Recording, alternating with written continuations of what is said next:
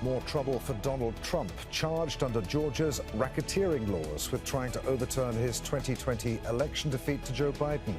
Trump says the latest indictment is rigged. How serious is this for him and his presidential campaign? This is Inside Story.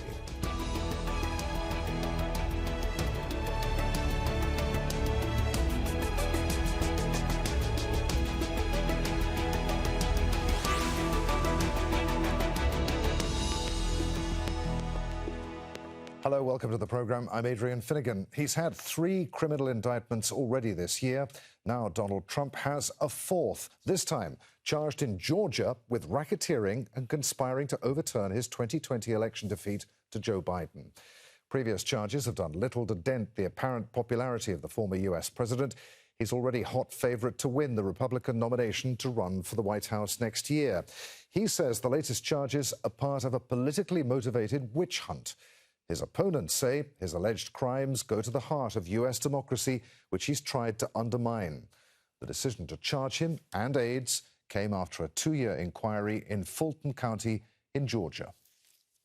Based on information developed by that investigation, a Fulton County grand jury returned a true bill of indictment, charging 19 individuals with violations of Georgia law arising from a criminal conspiracy to overturn the results of the 2020 presidential election in this state.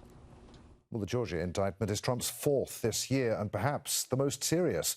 The former president and 18 of his advisors face racketeering charges for conspiring to change the election results in the state. The racketeering charge is unusual. It's normally used to target the mafia and other organized crime gangs. Among Trump's allies to be indicted are former lawyer and mayor of New York, Rudy Giuliani, along with legal advisor John Eastman. There's also Trump's former chief of staff, Mark Meadows. The indictment includes committing forgery, filing false documents, and urging public officials to modify the election results. Giving false testimony is also on the list. Prosecutors say that Trump spread the narrative that the election had been stolen due to fraud. He's denied all 13 of the new charges. In all 4 criminal cases he's fighting, Trump faces a total of 91 charges. Right, let's meet our guests. From Washington, D.C., we're joined by Julie Norman, co-director of the Center on U.S. Politics at University College London. From Taipei in Taiwan, Ross Feingold, lawyer and director of the Association of Americans Resident Overseas. And from London, we're joined by Jennifer Ewing, spokesperson for Republicans Overseas UK. A warm welcome to you all. Julie, let's start with you. Unlike the federal charges filed by the Special Counsel for the Justice Department, this case will proceed in state court. What are the implications of that for Donald Trump? Sure. So I think the main implication of that is for a federal indictment, such as the last 2 that we've seen, if Trump is convicted for those crimes and elected president, he could potentially pardon himself, or a ally or sympathizer could also pardon him. For a state-level indictment, such as this one that came out of Georgia yesterday, that's not an option. A president cannot pardon a state-level crime or indictment or conviction. So that's the main difference that I think people will be looking at. The other thing just to emphasize is this indictment is, using a different realm, if you will, of laws of crimes that are within the state of Georgia that were not, for example, included in the federal indictment because they don't exist in the same way at that level. Okay, but could there be a way around it for Donald Trump? I mean, if, for instance, there's a change of Attorney General in Georgia? It would be unlikely at this point that the indictment has already been issued. Again, I'm not a legal analyst to say for sure on this, but I assume that if the indictment has already gone through, that even a change there would likely be tricky for them to undo the indictment. Ross, could you see Trump serving jail time over this, or indeed the federal charge? Well, it's certainly possible, but just to go back to one of your earlier questions, Trump's attorneys are going to make a motion to move this to federal court because there is a provision in federal law for a federal official carrying out their duties. If they're charged with a crime at the state level, they could try and get it moved into federal court. Now, he tried that with the New York indictment, and the federal judge there denied it. But different facts, different circuit court. It's possible his lawyers might succeed with this motion to get this, at least his case, not the case for all the other defendants, moved to federal court. That remains to be seen, but it's definitely going to be attempted by his lawyers. But going back to your question, with 4 indictments and so many different criminal charges, sure, it's highly likely that he'll be convicted by a jury on something and that it might have a jail sentence. But of course, there's going to be appeals, and it will take years before the appeals are exhausted. And again, if he's president, he's not going to go to jail, whether it's federal or state. At worst, for him, state jail time might wait until he's done being president. So this is really just the start of the beginning, and it would be a long, long time before he would ever see a day in jail. Julie, you were nodding there. Could you see this case being moved to federal court? Well, it's certainly a possibility, and that's very likely what the Trump team will push for. They attempted similarly for the New York case from earlier this year. That did not go through for the New York case, but they probably will try it for this one. And the fact that it was alleged activity that took place while Trump was still in office, they will probably have a better shot at that. But it's unclear if that will happen or not. But I would agree with just the general assessment that whatever level this is taking place at, it is going to take a long time. If there is a conviction, expect there will be appeals. This is not going to be a short and easy process ahead. Jennifer, is this, as Trump alleges, a politically motivated charge? I believe so. And first of all, we've got to think about the amazing timing on this. We are now 4 for 4 with regards to indictments coming out the day after there's really bad news for the Biden family influence peddling. So well done on the DOJ for once again having come out, the day after something negative for the Biden family. The other thing is, if it's politically motivated, I don't believe they're going after him because he's the former president. I believe they're going after him because he is running for president, and he's Joe Biden's, big political opponent, and that's what they're trying to stop. So I don't think the goal is actually to put him in prison. I think the process is the punishment.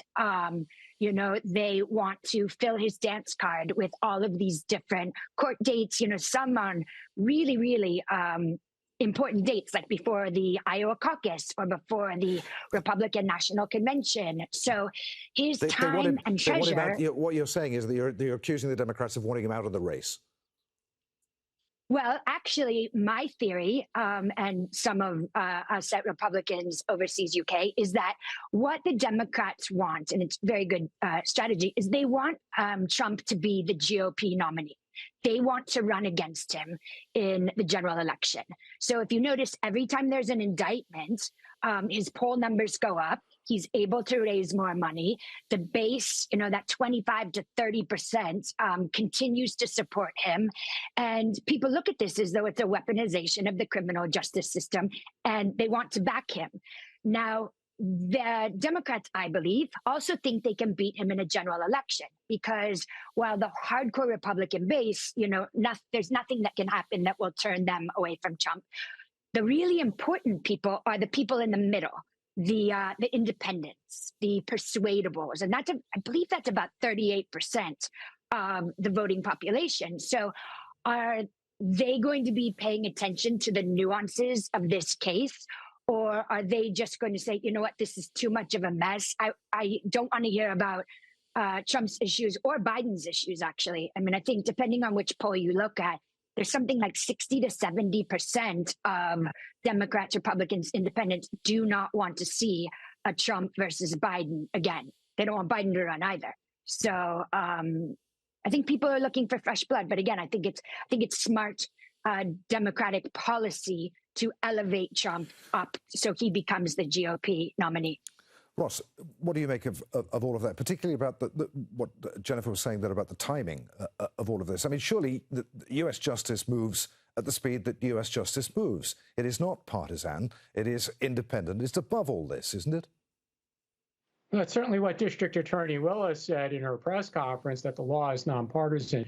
We have to keep in mind that these investigations began pretty much at the conclusion of the Trump presidency. So they certainly predate his announcement that he was going to run for the 2024 Republican nomination. But it's been pointed out in the last few hours by many commentators in the United States that white-collar investigations typically do take several years. Even the hush money indictments in Manhattan, that investigation was going on throughout Trump's presidency, and it was only 2 years after the end of his presidency that an indictment was actually brought.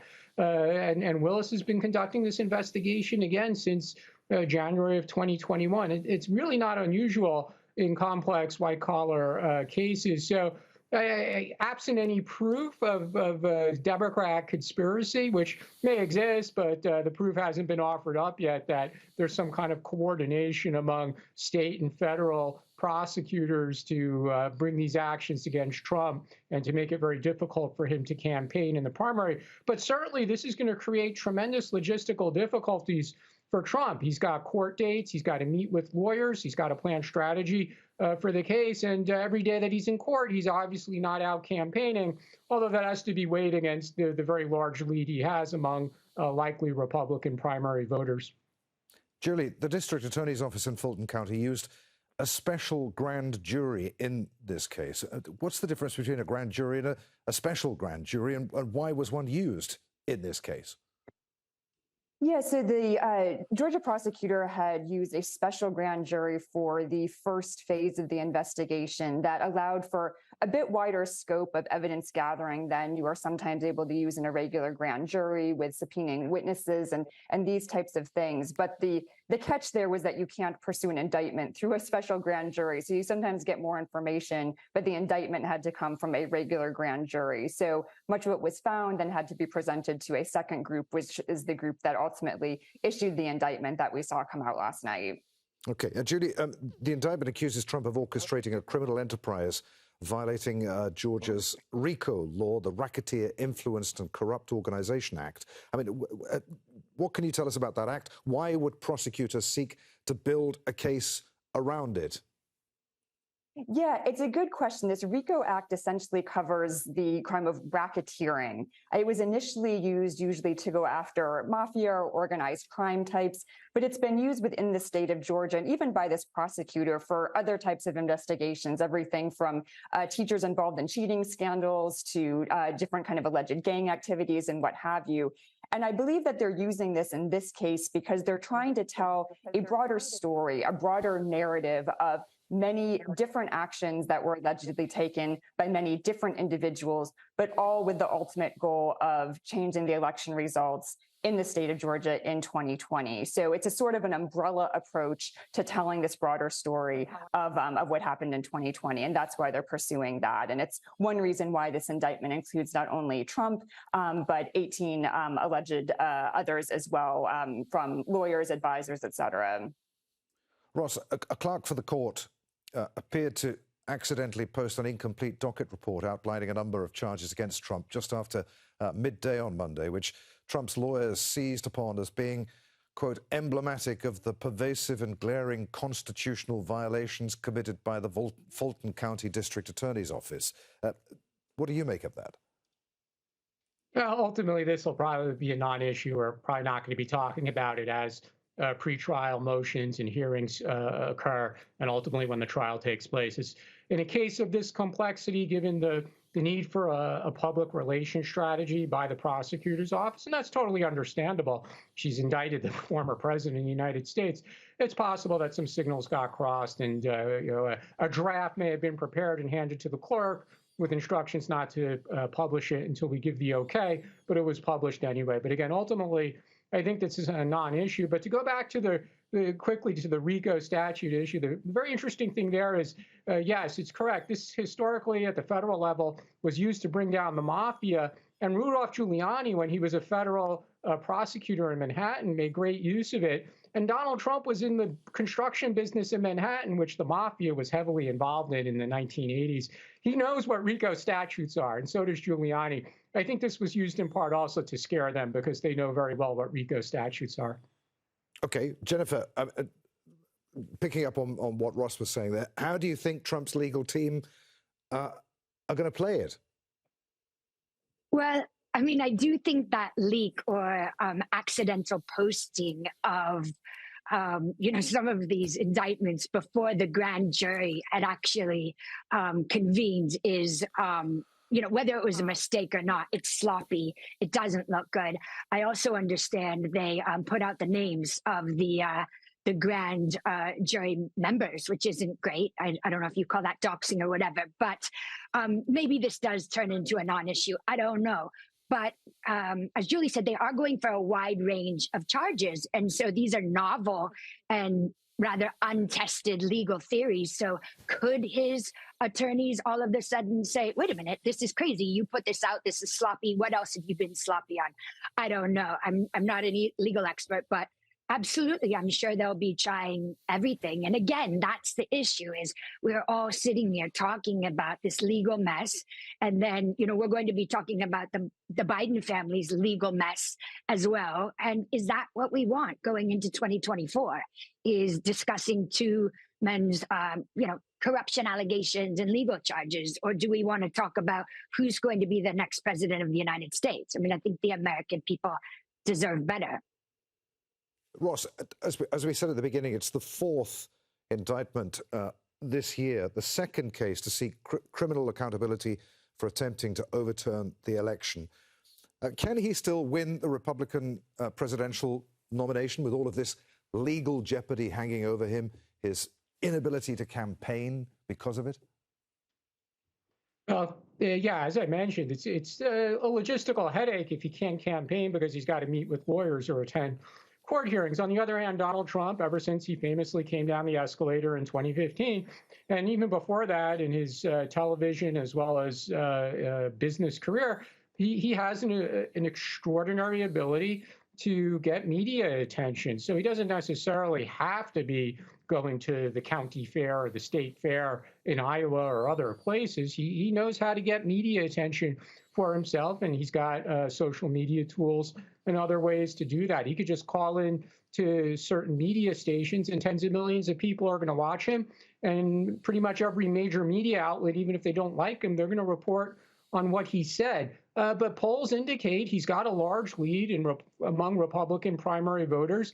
And the Republican primaries are winner takes all. So he doesn't need to win by 25% in a particular state. He just needs to get more votes than any of the other Republican candidates. And he's going to win all the delegates within the RNC, Republican National Committee primary process for that state. So frankly, as of now, he looks like the absolute easy winner of the Republican nomination.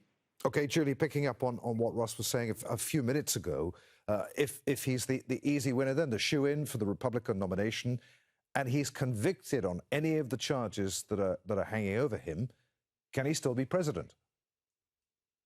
Well, legally he can. There is nothing in our Constitution that prohibits even someone who's been convicted of a crime or serving time in prison from also serving as president. So that's just not anything that's addressed in the Constitution. I think many across the political spectrum will, worry about the implications of that, electability first for a general election and then ability to govern afterwards. But as Ross rightly pointed out, at least going into the primaries, Trump is very far ahead. He has a very commanding lead. And if anything, the indictments and even a possible conviction just seem to be mobilizing his campaign and mobilizing some of his supporters even more than without those things in the mix.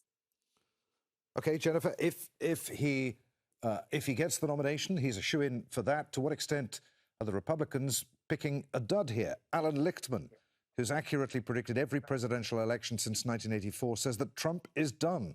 He's got too many burdens, too much baggage. He's not going to win. Look, like I said earlier, I think depending on the poll, 60 to 70% of the voters in the U.S. would like to see someone different than Trump and different than Biden running. So on the GOP side, we have a great bench.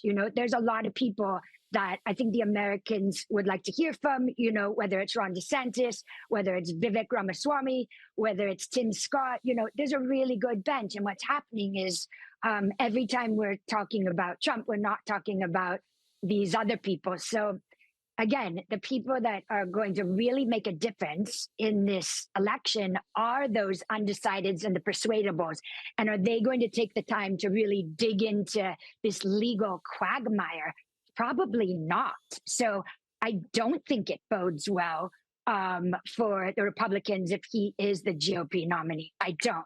But two things can be right at the same time. You can look at the general election and say, perhaps I'd like to see another GOP candidate, and also look at this indictment after indictment after indictment, the day after bad news for the Biden family influence peddling, and say, this is a weaponization of the criminal justice system. Both things can be true at the same time. And I think that's what's going on. Ross, what do you think? Where will these independents and undecideds go? Or will they not? Will they stay away from the polls? Could that swing it Trump's way? And the interesting thing about that question is, a lot of Republican analysts will say, we've lost 3 elections with Trump, 2018 midterms, 2020 presidential and congressional elections, and in part the 2022 midterm because the Democrats kept control of the Senate and the Republicans didn't do as well as they expected in the House. But the reality is Trump has motivated a lot of people to vote Republican who previously were not voting Republican.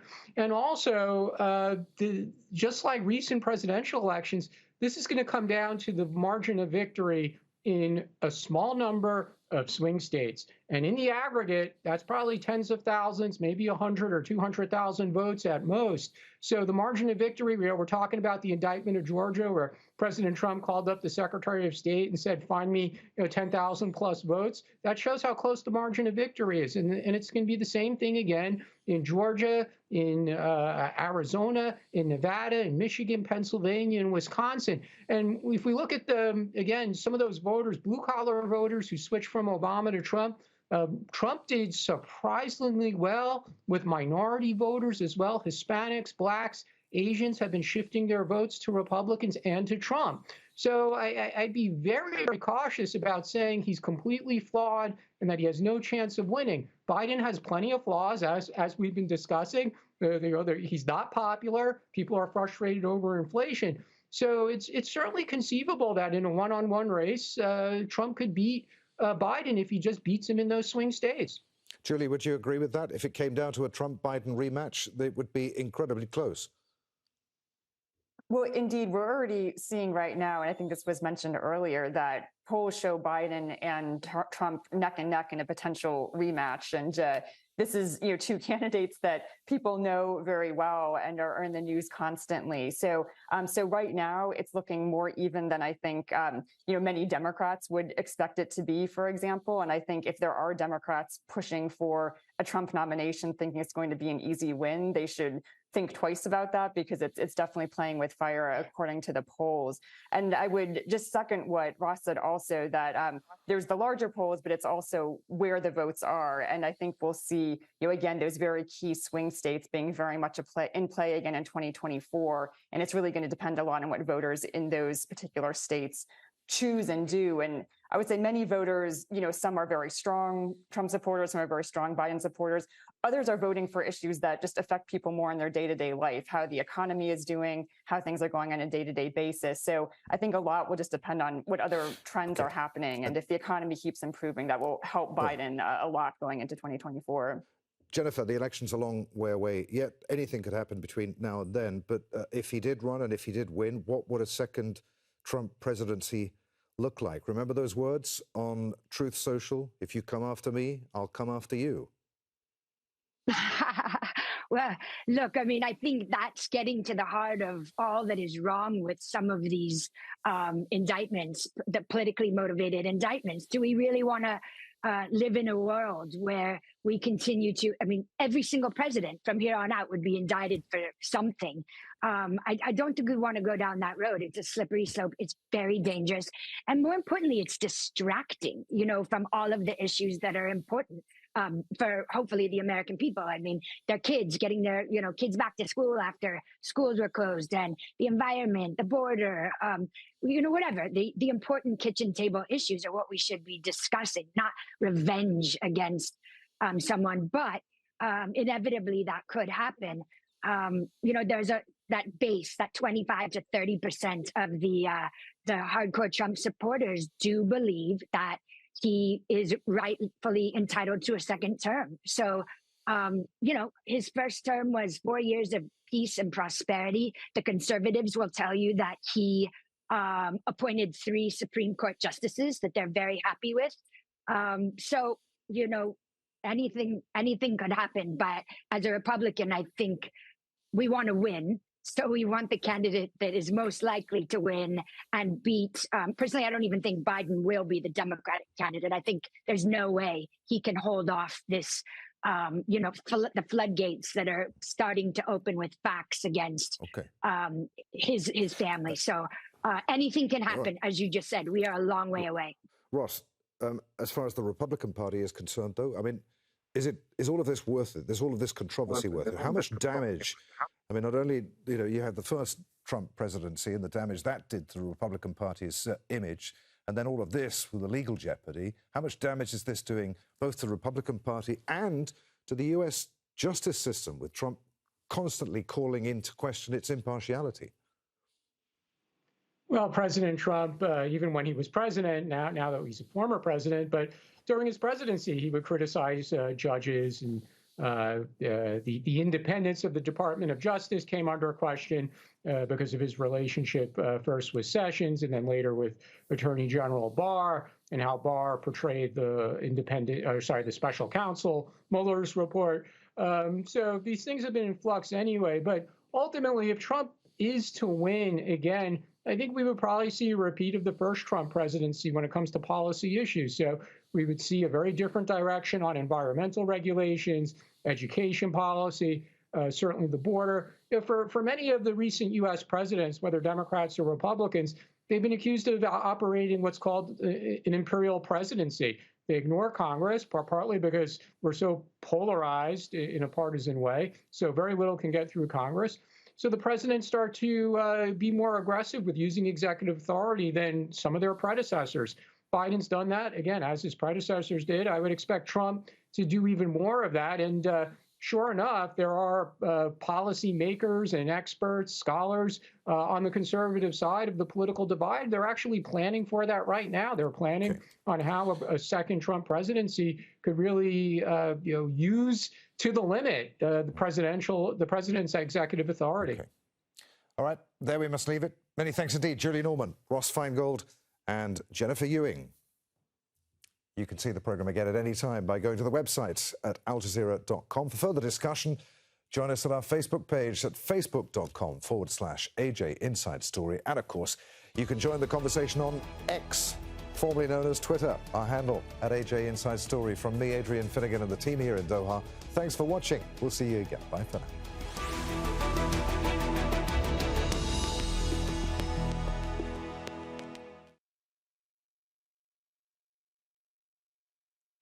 Julie.